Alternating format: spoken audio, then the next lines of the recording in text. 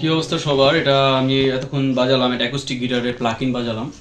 তো acoustic guitar আমরা অনেকেই যারা অ্যাজ এ বিগিনার গিটার শেখা শুরু করি, গিটারে আমরা অনেক কিছু স্কিপ করে কি হয়, আমরা মানে গান তোলার জন্য উদগ্রীব হয়ে যাই যে কিভাবে মানে যত দ্রুত সম্ভব একটা গান তোলা যায়, বা আমরা কর্ডে চলে যাই, কর্ডে শিফট করে যাই।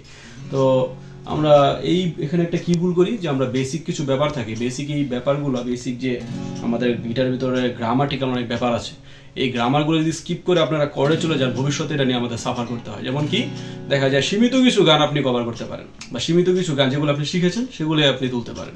এর বাইরে কিন্তু আপনি আর গানগুলো, যে কোনো গান কেউ যদি গাচ্ছে আপনার পাশে ফ্রেন্ড সার্কেলে, আপনি কিন্তু গানগুলো ক্যাচ করতে পারছেন না যে কি কর্ড প্রোগ্রেশন আমার হবে। তো এইগুলোর জন্য আমাদের বেসিক কিছু ব্যাপার আছে, এই বেসিক লেসনগুলো কোনোভাবে স্কিপ করা উচিত নয়। এর মধ্যে আমি একটা মহা গুরুত্বপূর্ণ এবং মানে জরুরি একটি বেসিক লেসন আজকে আপনাদেরকে দেখাচ্ছি। তো আমাদের গিটারে হচ্ছে 6টা স্ট্রিং থাকে, আমরা জানি নাম কি, ই, এ, ডি, জি, বি এবং ই উপর থেকে, এবং নিচ থেকে যদি গুনি 1 to 6, first, second, third, fourth, fifth and sixth string. That means আমাদের থার্ড স্ট্রিং এর নামটা কি, G. E, A, D, G, B, E, that means third string এর নাম কি, জি। তো আমাদের 6টা স্ট্রিং এবং গিটার এগুলো হচ্ছে ফ্রেট, আমরা জানি এই ফ্রেট আছে আমাদের প্রতি স্ট্রিং এর জন্য 22টি, তাহলে 6 × 22 132টি আমাদের টোটাল ফ্রেট আছে, অথবা এই 132টা আমাদের নোট আছে। একটা গিটারে 132টা নোট থাকে। এই প্রতিটা নোট, অর্থাৎ আমি যা বুঝাতে চাই, যেমন জি স্ট্রিং এর যদি আমি এই নোটটা ধরি, অর্থাৎ 10 নম্বর নোটটা, জি স্ট্রিং এর 10 নম্বর নোট, এখানে কিন্তু আমাদের গিটারে আপনারা দেখেন যে ফোঁটা দেওয়া থাকে। ফোঁটাগুলো কিসের জন্য থাকে? এগুলো থাকে হচ্ছে সহজে ফ্রেটের নাম্বারগুলো মুখস্থ করে, যেমন এটা 3 নাম্বার, এটা 5 নাম্বার, এটা 7 নাম্বার, 9 নাম্বার, এই যে ডাবল ফোঁটা যেটা 12 নাম্বার। এই ফোঁটাগুলো কিন্তু চিহ্নগুলো কিন্তু সহজে মনে রাখা, যেমন এখানেও চিহ্নগুলো দেওয়া 3, 5, 7, 9, 12, এভাবে 22 পর্যন্ত আমাদের ফ্রেট আছে। তো প্রতিটা ফ্রেটের জন্য একটা করে নোট আছে, এই নোটের একটা নাম আছে। এই নামটা আজকে আমরা শিখবো কিভাবে। আমি ধরেন সাপোজ আমি হঠাৎ করে এই নোটটা ধরে ফেললাম, এটা কি নোট, এটা নাম আছে।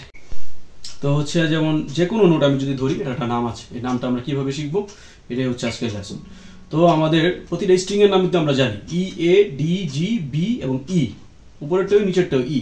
তো আমরা উপরে ই স্ট্রিংটাই যদি সাপোজ ধরি, ই স্ট্রিং এর এই যে 3 নম্বর এই যে ফ্রেটটা, এটাই নোটটা, এই নোটটার নাম কি? আমাদের যে স্ট্রিং এর যে নামটা সেটা হচ্ছে ওপেন নোট, মনে রাখবে কি, ওপেন নোট, অর্থাৎ এটা কোনো কিছু না ধরা অবস্থাতে। তো ই স্ট্রিং এর যদি ফার্স্ট নোটটা আমি ধরি, ফার্স্ট ফ্রেটটা, এটা হবে ই এর ঠিক পরেরটা, ই এর পরেরটা, ই এর পরে আমরা কি আসে, F, F note, that means এটা হচ্ছে এফ মেজর বা এফ নোট। এফ এর পরে আসে এফ শার্প। আমাদের মনে রাখতে হবে প্রতিটা এ থেকে জি পর্যন্ত আমাদের একটা মানে হয় লেটারগুলা। তো এ থেকে জি এর মধ্যে প্রতিটা পিছে শার্প আছে, মানে এ এর পরে এ শার্প, বি এর পরে শার্প নেই। তো শার্প নেই কার? দুইটা, B and E has no sharp notes, B and E has no sharp notes. A এর পরে এ শার্প আছে, তারপরে বি, দেন হচ্ছে সি, বি শার্প কিন্তু নেই, সি, তারপরে সি শার্প, তারপর ডি, তারপর ডি শার্প, তারপর ই, তারপর এফ, ই এর কিন্তু শার্প নোট নেই। আমাদের মনে রাখতে হবে, এটা হচ্ছে মানে মুখস্থ। আর হচ্ছে সি এবং এফ এর কোনো ফ্ল্যাট নোট নেই, অর্থাৎ আমরা যদি এই যে সামনের দিকে আগে, এটা হচ্ছে শার্পে আগে, এটা সাপোজ ধরেন এটা হচ্ছে এ, এটা হচ্ছে এ নোটটা আমি, এরপর এটা হচ্ছে এ শার্প। কিন্তু আমরা যদি পিছনের দিকে যাই, অর্থাৎ এ শার্পটা আমরা ধরেছি, এটা পিছনে এ, অথবা এটাকে আমরা এ ফ্ল্যাট বলতে পারি। তো পিছনের দিকে গেলে এটাকে আমরা ফ্ল্যাট নোট বলি। তো আমরা শার্প নোটই শিখি আজকে। তো এটা যে ধরেছিলাম, এটা হচ্ছে জি শার্প, তার মানে এই সেকেন্ড ই স্ট্রিং এর সেকেন্ড নোটটা কি হবে, এফ, ই শার্প, সরি, ই এর পরে এফ, আমি ভুল বলেছি, সরি ফর দ্যাট। ই কিন্তু ই এর কিন্তু কোনো শার্প নোট নেই, দ্যাট মিনস এই যে এই স্ট্রিং এর ফার্স্ট নোটটা, সেটার নাম হচ্ছে এফ, তারপর হচ্ছে এ শার্প, তারপর আমাদের কি, এটা জি, এটা জি নোট। দ্যাটস ওয়াই কিন্তু আমাদের, আপনারা খেয়াল করবেন, জি স্কেলটা এখান থেকে শুরু হয়। জি স্কেলটা হচ্ছে সারেগামাপা, এই যে এটা হচ্ছে জি স্কেল, এই জি স্কেলেই জি কর্ড, মিললো সাউন্ড?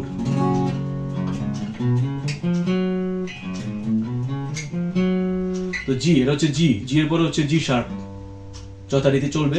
জি শার্পের পরে কি, তারপর আবার ব্যাক করে এতে চলে যাবে, এ, এটা হচ্ছে এ, এ শার্প, এটা বি, এটা সি, বি এর কিন্তু শার্প নোট নেই।